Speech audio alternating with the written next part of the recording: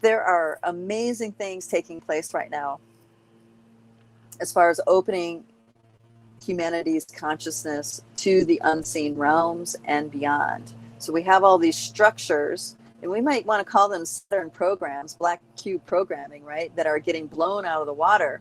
And the reason why they're able to be blown out of the water is because they've quite literally dissolved within these interdimensional fields. And the only thing holding these programs in place is our own psyche, is our own willingness to participate. And as soon as we're exposed to information, as soon as we're exposed to some kind of knowing or data that challenges that, and it can quite literally shatter these illusions that we have that reality is about. So Greer is doing his part in shattering the illusion for the collective. Whether he's working deep state, whether he's working for the Galactic Federation or not, it remains to be seen. And you might wonder, why do I say specifically the Galactic Federation?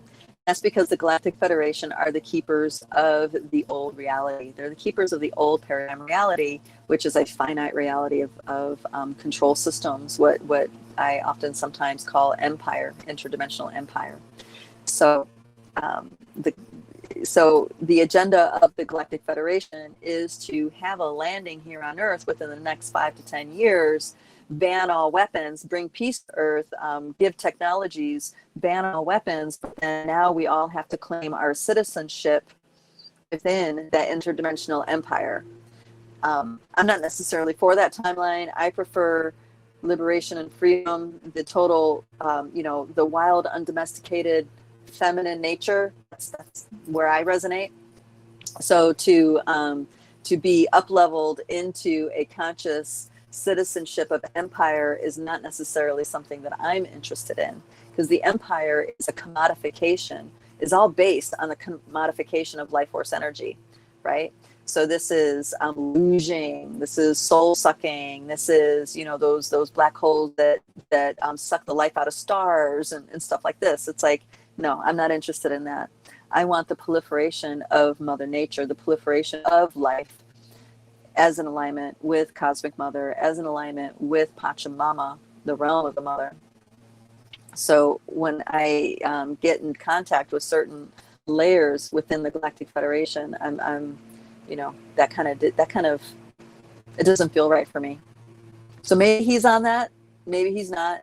You guys let me know where you're at. But there was a story told that he had one of those concubines assigned to him for a period of time. And it may be just a short period of time. It could be, he's part of the divine plan in the sense that he was, temporarily taken over and now he's awake to another level. That absolutely can happen.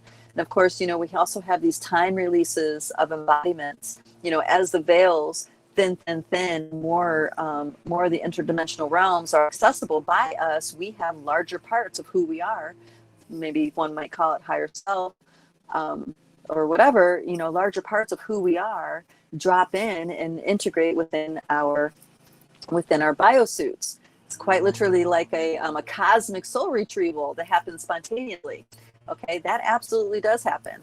I've actually had this occur with me a few times where, larger aspects of myself just kind of drop in, show up. Very often it's I'll see it in a dream or some sort of vision, or I'll have like a major catastrophe in my life and, work my way through that. And on the other side of that, a larger aspect of me gets retrieved and reintegrated within my being. So things absolutely can happen like that too. Some might call those walk-ins. I don't necessarily resonate with that idea, but I've seen and heard people talk about it as a walk-in.